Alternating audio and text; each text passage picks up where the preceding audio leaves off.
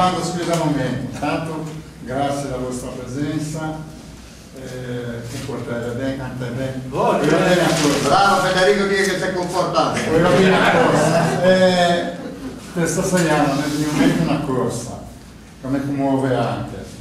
Chi doveva essere un certo Rodi che si rifisse, aveva una passione per la squadra, quella è una corsa proprio bella.